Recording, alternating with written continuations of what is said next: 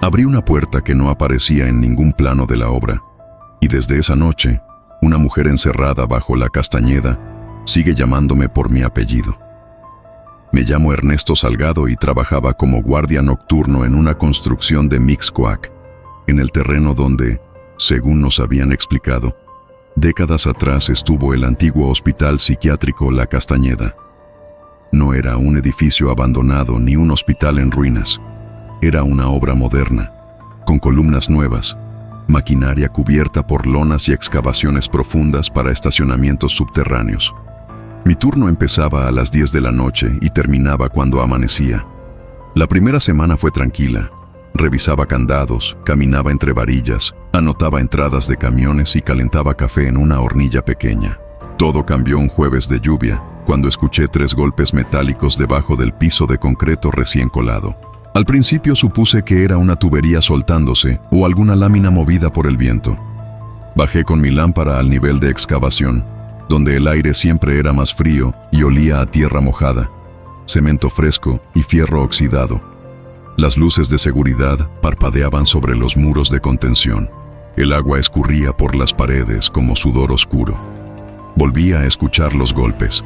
Toc, toc, toc. Venían del fondo, detrás de unas tarimas y costales de arena. Moví una lona gris y encontré una puerta metálica empotrada en la pared. Era vieja, mucho más vieja que todo lo que había alrededor. Tenía pintura verde descascarada, una manija oxidada y un pequeño rectángulo de vidrio cubierto por polvo. Sobre la puerta había una placa torcida con un número: 214. Me quedé mirándola porque no debía existir. Esa zona, según los planos que revisábamos cada noche, era puro muro de contención. No la toqué esa primera vez. Llamé por radio a don Ramiro, el velador del turno de día, un señor de 60 años que conocía el terreno desde antes de que empezara la obra. Tardó en contestar. Cuando por fin escuché su voz, le describí la puerta y el número. Hubo un silencio largo. Después me dijo que subiera de inmediato a la caseta y que no volviera a bajar solo. Pensé que estaba bromeando, pero su tono era seco. «No abras ninguna puerta que no esté marcada en los planos», me dijo. Le respondí que la puerta estaba cerrada y que solo quería reportarla. Entonces agregó algo que no entendí. «Y si escuchas una campana 3 veces, no te acerques, ni aunque alguien te pida ayuda». Quise preguntarle por qué, pero cortó la comunicación. Mientras subía por la rampa, escuché un ruido detrás de mí. Era una voz femenina, apagada por el metal, que decía: «Salgado, no me deje aquí». Esa voz me hizo detenerme. Nadie en la obra me decía Salgado. Todos me conocían como Ernesto o Neto. Mi apellido aparecía en el gafete. Sí, pero la puerta estaba debajo de toneladas de tierra, lejos de la caseta y de cualquier persona que pudiera leerlo. Apunté la lámpara hacia la oscuridad y no vi a nadie. El ruido de la lluvia cubría todo. Luego escuché una campana. No era una alarma moderna ni una notificación de celular. Era una campana pequeña, antigua, como las que se usan en una recepción o en un consultorio. Sonó una vez. Esperé. Sonó otra vez, más cerca. Recordé lo que don Ramiro había dicho y empecé a caminar hacia la rampa sin correr. La tercera campanada sonó justo detrás de mí. No volteé. Llegué a la caseta con las manos entumidas y cerré la puerta con seguro, aunque sabía que nadie podía entrar sin pasar por el portón principal. Durante casi una hora me quedé sentado frente a los monitores de las cámaras. La imagen de la excavación aparecía granulada, con sombras largas entre los montones de material.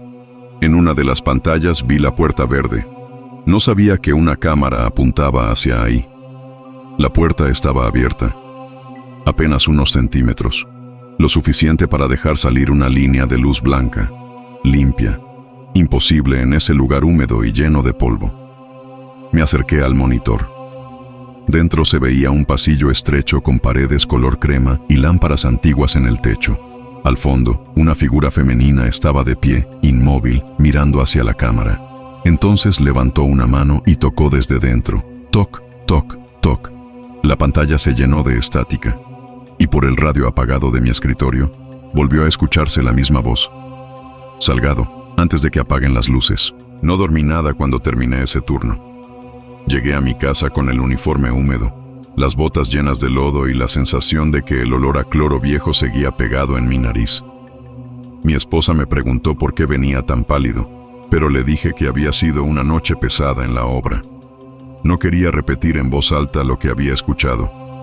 Durante el día intenté convencerme de que la cámara había captado una zona de almacenamiento, que la luz era un reflejo, que alguien de seguridad estaba jugando conmigo. Aún así, antes de regresar, llevé una copia de los planos que guardaban en la oficina. Revisé el nivel de excavación, las salidas de emergencia, los ductos y los muros. En el sitio donde había visto la puerta solo aparecía una línea gruesa de concreto armado. No había cuarto, pasillo ni acceso. Nada. Esa noche llegué temprano y esperé a don Ramiro junto al portón. El cielo sobre Mixcoac estaba despejado, pero el terreno conservaba charcos negros de la lluvia anterior. Don Ramiro bajó de una camioneta de la empresa con un termo en la mano. Cuando le pregunté por la puerta 214, dejó de caminar. No me respondió de inmediato.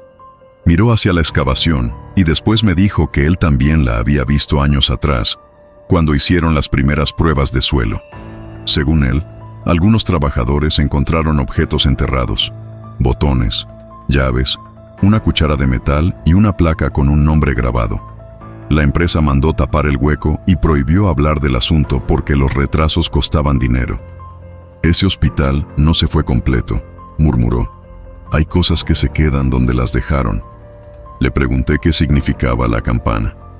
Don Ramiro apretó el termo entre las manos y me dijo que su abuelo había trabajado cerca de la Castañeda cuando todavía funcionaba. Nunca entró como paciente ni como empleado, pero llevaba mercancía y escuchaba historias de personas que desaparecían de los pasillos sin que nadie las buscara. Algunas habitaciones tenían puertas pesadas, con números que cambiaban dependiendo de quién las mirara. La 214 era una de ellas. Según su abuelo, una mujer pedía salir antes de que apagaran las luces, porque cuando el hospital quedaba oscuro, alguien caminaba por los cuartos llamando a los enfermos por su apellido. Si la escuchas, no le contestes, dijo don Ramiro. No porque sea mala, porque no sabes quién aprendió a hablar como ella. Quise reírme, pero no me salió. Le pregunté por qué seguía trabajando ahí si conocía esas historias. Don Ramiro dijo que necesitaba el empleo igual que todos, pero que él nunca bajaba solo después de las 12. Antes de irse, me dio una llave vieja envuelta en un trapo. Era pesada, de metal oscuro, con una etiqueta de cartón casi deshecha. Alcancé a leer 214 escrito con tinta azul. No la uses, me advirtió. La encontré en la tierra hace años. La guardé porque no quise dejarla abajo. Le pregunté por qué me la daba. Don Ramiro me miró con cansancio y respondió: porque desde anoche ya sabe tu apellido, y cuando te llama, tarde o temprano te hace bajar. A las 11:30 recorrí la obra con la llave guardada en el bolsillo. Las máquinas permanecían apagadas, enormes y cubiertas por lonas que se movían con el aire. Cada golpe de viento hacía sonar las láminas como puertas cerrándose a lo lejos. Revisé los candados, las bodegas y el acceso de materiales. Intentaba mantenerme ocupado para no pensar en la excavación. Cerca de medianoche, una de las lámparas del patio se apagó. Luego otra. Después otra más. La oscuridad avanzó por la obra como si alguien fuera cortando la electricidad por secciones. Miré mi reloj. 12:03. Desde abajo llegó el primer toque de campana. Cerré los ojos. El segundo sonó cuando mi radio se encendió solo. La voz salió entre interferencias, más clara que la noche anterior. «Salgado, por favor». No gritaba ni lloraba. Hablaba con una calma desesperada que me obligó a imaginar a alguien esperando demasiado tiempo detrás de una puerta. Me quedé inmóvil junto a una pila de varillas. Entonces escuché un tercer sonido. Pero no fue la campana. Fue la manija de una puerta metálica girando lentamente debajo de mí. Miré hacia la rampa de la excavación. Una luz blanca comenzó a subir por el muro, como si el pasillo imposible estuviera respirando desde el fondo. En mi bolsillo, la llave 214 se calentó tanto que tuve que sacarla. La etiqueta de cartón ya no decía 214, decía mi nombre completo, La llave quemaba en mi palma, pero no la solté. Bajé por la rampa con la lámpara apuntando al suelo, repitiéndome que solo iba a revisar una falla eléctrica y que después llamaría a don Ramiro. Cada paso hundía mis botas en lodo fresco. El olor a tierra desapareció conforme descendía. Lo reemplazó un aroma áspero de desinfectante viejo, ropa húmeda y algo dulce que me revolvía el estómago.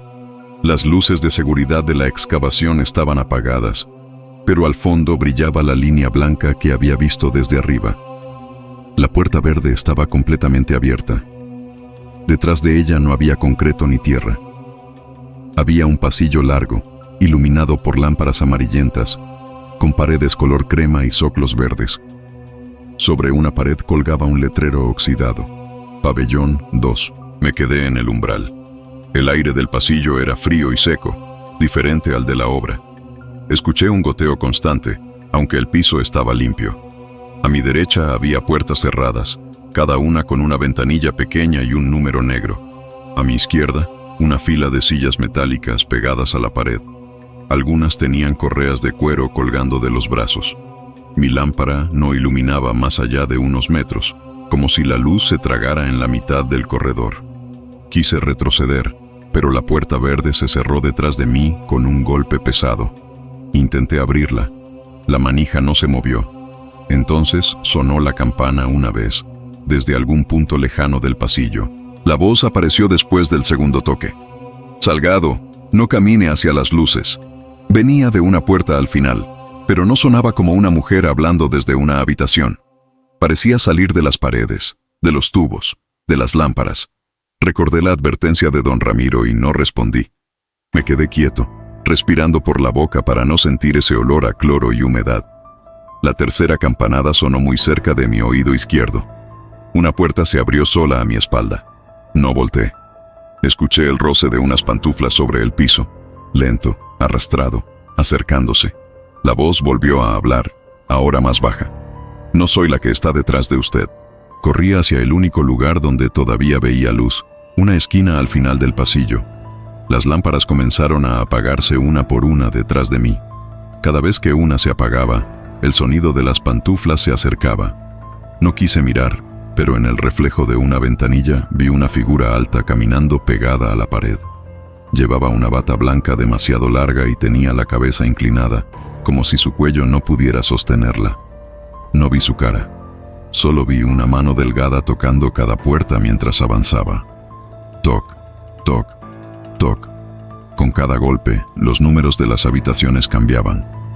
Pasaron de 208 a 214, de 214 a 317, de 317 a mi fecha de nacimiento. Llegué a una sala de enfermería. Había un escritorio con papeles amarillentos, frascos vacíos y un teléfono negro de disco. La puerta se cerró detrás de mí, pero esta vez no sentí alivio. En la pared había un reloj detenido a las 12:03. Sobre el escritorio encontré un expediente con mi nombre escrito en la portada: Ernesto Salgado, ingreso nocturno. Las hojas estaban húmedas y manchadas de tierra. En una fotografía pegada al expediente aparecía yo, sentado en una silla metálica, usando mi uniforme de guardia. La imagen parecía reciente. Detrás de mí había una mujer de vestido claro, con el rostro cubierto por cabello mojado. Escuché el teléfono sonar. Una vez, 2 veces, 3 veces. No quería contestar, pero el sonido llenaba la habitación y cada timbrazo hacía vibrar los frascos del escritorio. Levanté el auricular. Del otro lado escuché una respiración lenta. Después, la mujer dijo: La puerta 214 no está cerrada, Salgado. Usted la abrió. Le pregunté quién era, y en cuanto hablé entendí que había cometido un error. El pasillo entero quedó en silencio. La mujer dejó de respirar. Luego escuché mi propia voz salir del teléfono, exactamente igual a como había sonado segundos antes. ¿Quién eres? Desde afuera, alguien respondió usando la voz de don Ramiro. No le contestes. Ya sabe cómo hablas. La voz de don Ramiro se apagó, y el teléfono quedó muerto en mi mano. Afuera, algo empezó a caminar por el pasillo con pasos lentos, descalzos, arrastrando una tela húmeda sobre el mosaico. Guardé el expediente dentro de mi chamarra y busqué otra salida en la enfermería. Había una puerta angosta detrás de un archivero, marcada con un letrero que decía «Lavandería». La abrí sin pensar. Del otro lado encontré un corredor de servicio lleno de sábanas colgadas. No se movían con el aire, pero goteaban agua negra sobre el piso. Avancé entre ellas, cuidando no tocarlas. Cada sábana tenía bordado un apellido en hilo rojo. Vi nombres desconocidos hasta que encontré el mío, Salgado. Estaba mojada y tibia, como si alguien acabara de quitársela. Entonces sonó una campana al fondo del corredor. Una sola vez. Las sábanas comenzaron a balancearse al mismo tiempo. Detrás de la tela escuché respiraciones cortas, muchas, como si hubiera personas escondidas entre ellas. Seguí caminando porque no había espacio para correr. La lámpara de mi casco parpadeó y alumbró por un instante una fila de pies descalzos bajo las sábanas. Eran demasiados. Algunos estaban quietos, otros se movían despacio, raspando las uñas contra el piso. Una voz femenina dijo mi apellido desde la oscuridad. No era la voz de la mujer del teléfono. Era más joven, cansada, y hablaba como si tuviera la boca llena de agua. Salgado, no deje que apaguen las luces. La luz de mi casco se apagó por completo. Saqué el celular, pero no tenía señal ni batería, aunque lo había cargado antes del turno. La única iluminación venía de una lámpara roja al final del corredor. Corrí hacia ella. Las sábanas me golpeaban la cara y los hombros, húmedas y pesadas. Algo me agarró del tobillo, una mano fría que apretó con fuerza desde abajo. Caí de rodillas. Sentí dedos subir por mi pantorrilla, buscando debajo del pantalón. Pateé hacia atrás y logré soltarme. Cuando me levanté, una sábana se abrió frente a mí. Detrás había una mujer sentada en una silla de ruedas, con el vestido blanco pegado al cuerpo y el cabello cubriéndole la cara. No se movía, pero su voz salió clara. Yo no soy la que le habla. Quise pasar junto a ella, pero la silla giró sola y bloqueó el corredor. La mujer levantó una mano y señaló una puerta de emergencia con una barra metálica. Sobre la puerta había un letrero verde que decía «Salida», pero debajo alguien había escrito con uñas sobre la pintura: «No abras cuando suene 3 veces». Escuché el primer toque de campana. La mujer de la silla empezó a temblar. El segundo toque resonó más fuerte, como si estuviera dentro de mi pecho. Ella levantó el rostro.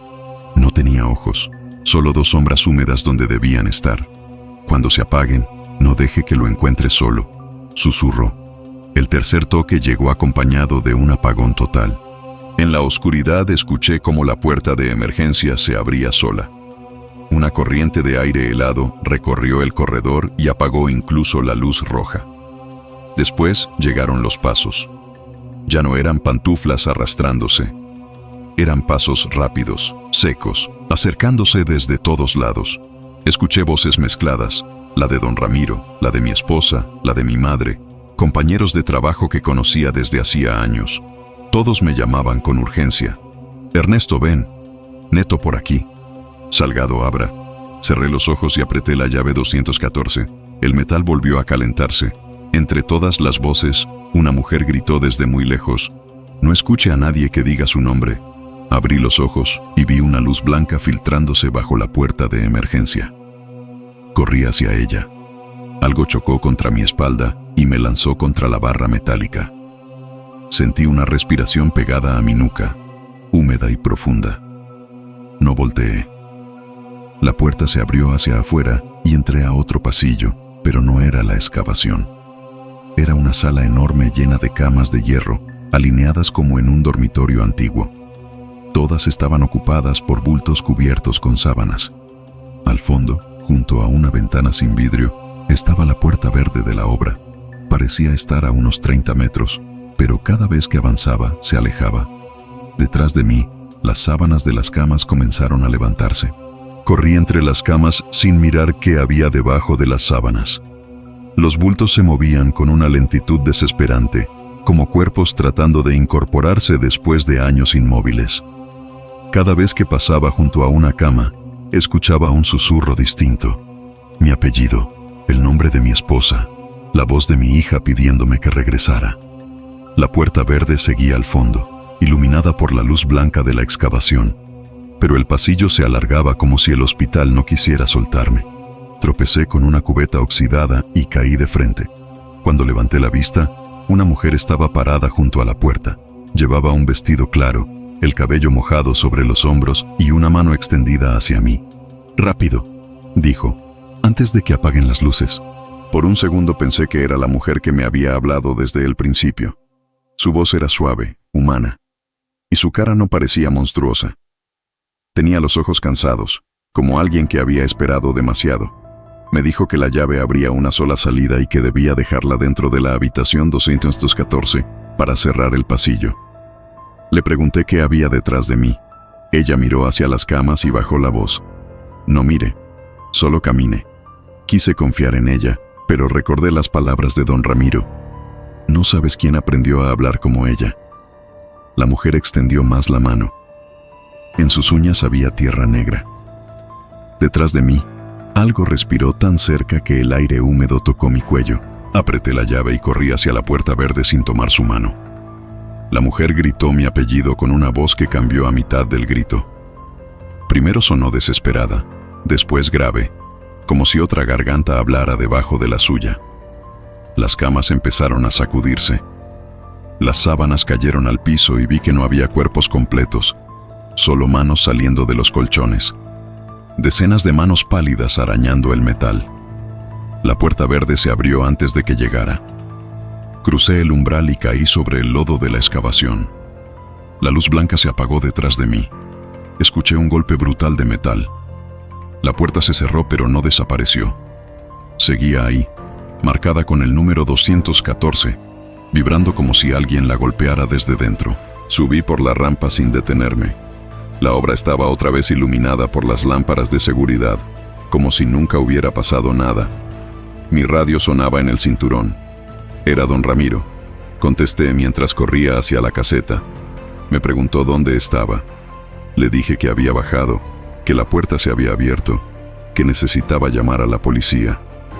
Don Ramiro guardó silencio. Después habló con una voz rota. «Ernesto, yo no estoy en la obra, estoy en mi casa». Le dije que no entendía. Él respondió que había salido temprano porque su esposa estaba enferma.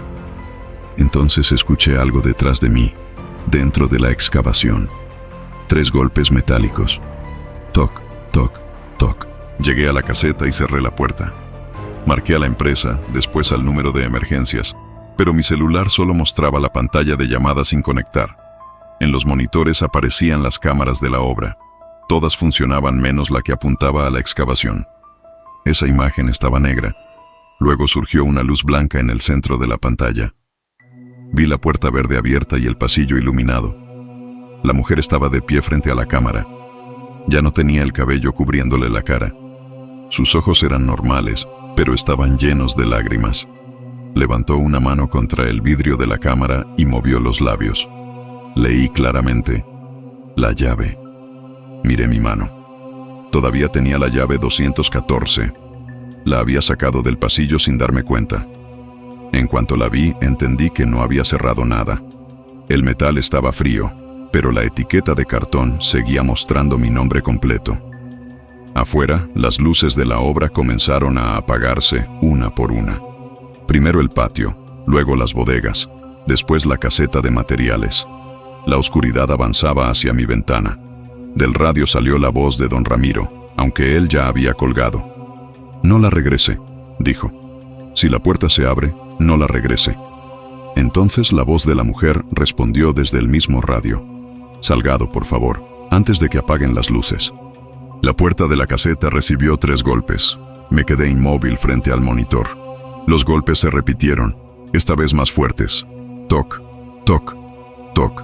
Una sombra se deslizó bajo la puerta, larga y delgada, como si alguien estuviera parado del otro lado sin tocar el suelo. No abrí. Me senté en el piso, con la espalda contra la pared, y esperé hasta que amaneció. Cuando llegaron los trabajadores, la excavación estaba llena de lodo, pero la puerta verde ya no estaba. Los ingenieros revisaron los planos y dijeron que nunca hubo una abertura en ese muro. Don Ramiro no volvió a responder mis llamadas. Esa misma tarde fui a su casa y su esposa me dijo que había muerto meses antes, mucho antes de que yo empezara a trabajar en la obra. Entregué mi uniforme y dejé la llave dentro de un sobre en la oficina de seguridad. Nadie quiso firmar que la recibió. Al día siguiente, el sobre había desaparecido. La empresa me pagó lo que faltaba y me pidió que no hablara de lo ocurrido. Intenté volver a trabajar en otro sitio, lejos de Mixcoac, pero cada vez que paso frente a una obra subterránea, escucho una campana pequeña sonar 3 veces. A veces encuentro tierra negra dentro de mis botas, aunque no haya llovido. Y desde hace una semana, cuando reviso la cámara de la entrada de mi casa antes de dormir, aparece una puerta verde al fondo de la calle. Siempre está cerrada, pero cada noche la placa cambia de número. Ayer decía 214, hoy tiene mi nombre.